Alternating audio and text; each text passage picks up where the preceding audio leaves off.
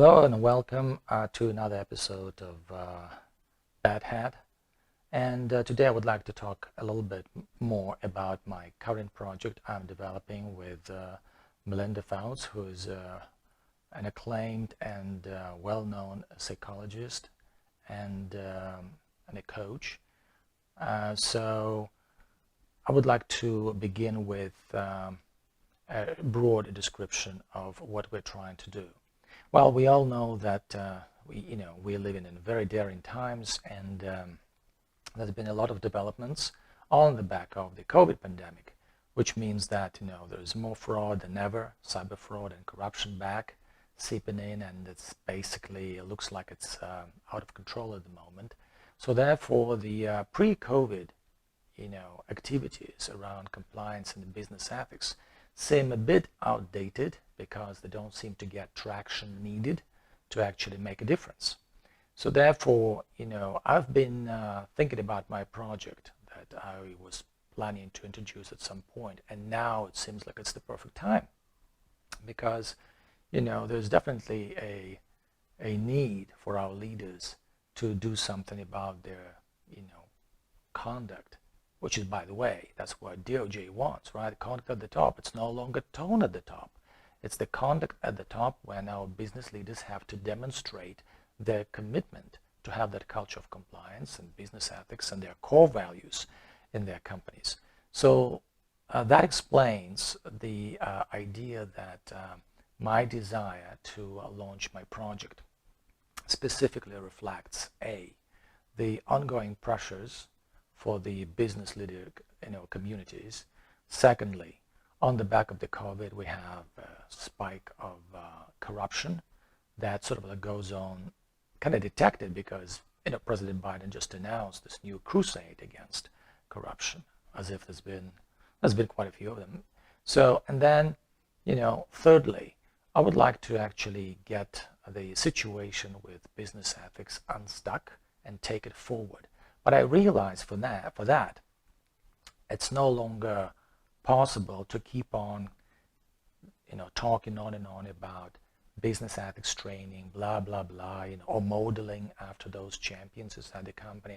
It's not working. It's not getting traction for whatever reason, be that physical, psychological, or just training fatigue. So therefore, I just realized that this is exactly the time when it's in my power to empower business leaders with something different. So for that, we definitely need to use not just talking on business ethics because it doesn't seem to work. And apparently it has to be something heavier and more profound. So let's go back to the realm of psychology if we can find some tools that could help us get that train moving to its destination. So, let's start with the certain basic concepts.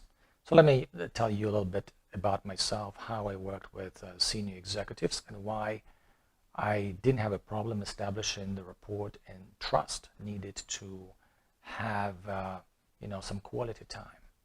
So therefore, it's actually all about this emotional connection we have.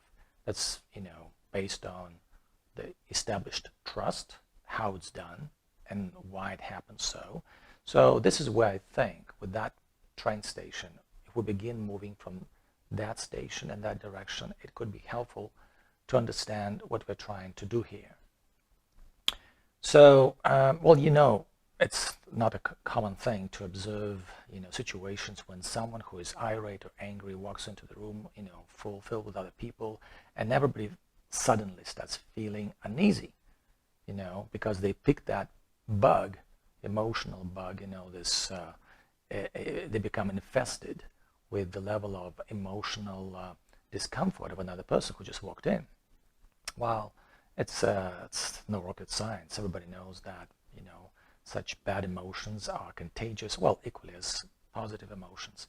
So it was labeled like an emotional contagion, when someone's emotions get transferred to another person, and they're triggered by emotions displayed, by one person, took it in other people, so they feel that.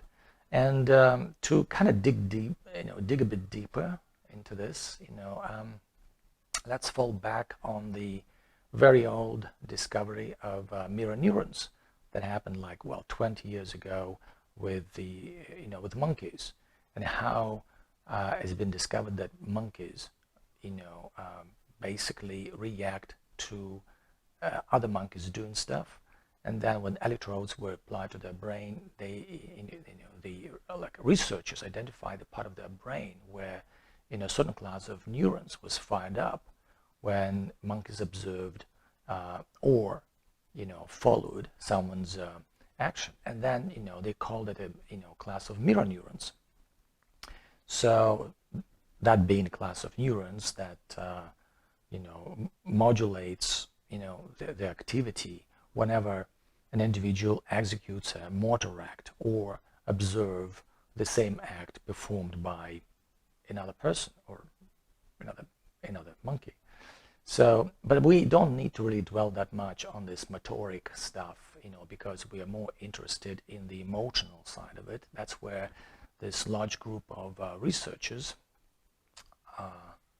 from the Italian university in Parma, I think, especially the one like Vittorio Gallese, discovered that mirror neurons are responsible for this intentional attunement, that's in relation to other people. And and that humans actually understand emotions of others through a specific simulated body state, and that is it's almost like the projection of other people. They become the other self in our minds, and therefore we are able to experience and sympathize or empathize with other people. And the part of the brain that's responsible for that particular empathy is the amygdala, and the basal areas around the stem.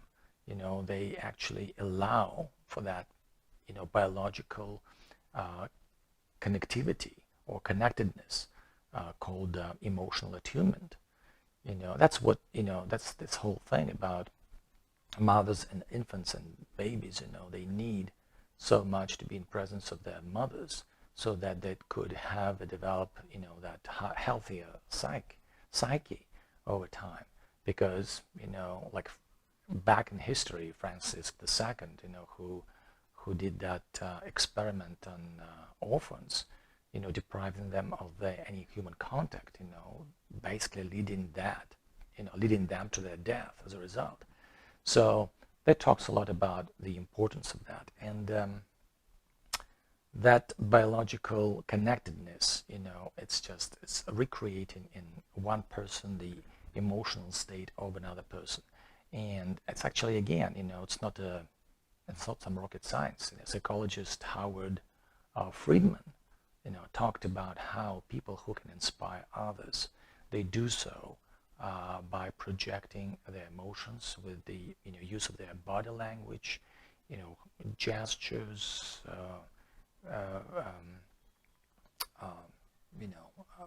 all those elements that we basically read of as signals of other people.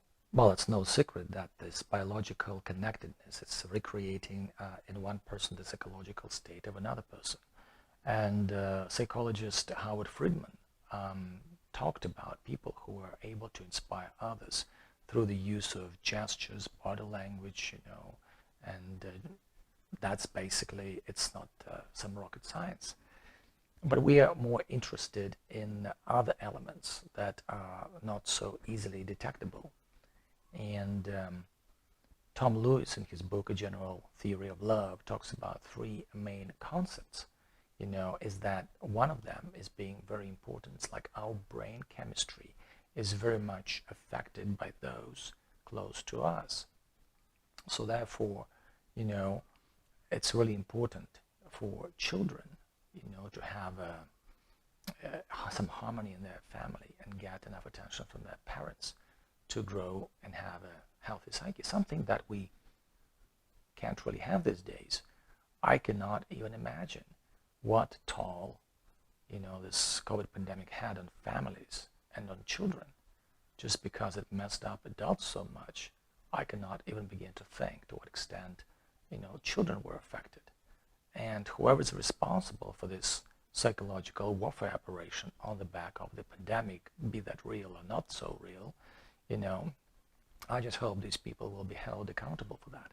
So these three concepts that Tom Lewis talks about in his book, and that's the one, that's how brain chemistry is very much dependent on the people around us in our close proximity, our closed ones. And then the second point is when he talks about, the systems, our emotional systems synchronize with each other, and then the way they synchronize, they have the, very profound implications for our lifelong emotional health. So one was called like a limbic resonance, and this one, when we get synchronized, and that has that effect on our lifelong emotional health, is called limbic regulation. And the third observation, or like a concept that Tom Lewis developed, is very important, that our emotional systems, when we find ourselves to be in proximity of other people with some healthier psyche, tends to emotionally attune with them to heal itself. So therefore, it's again no rocket science. We'd like to be, around people who are positive and smiling and really don't want to dwell much, in the presence of people who are very negative.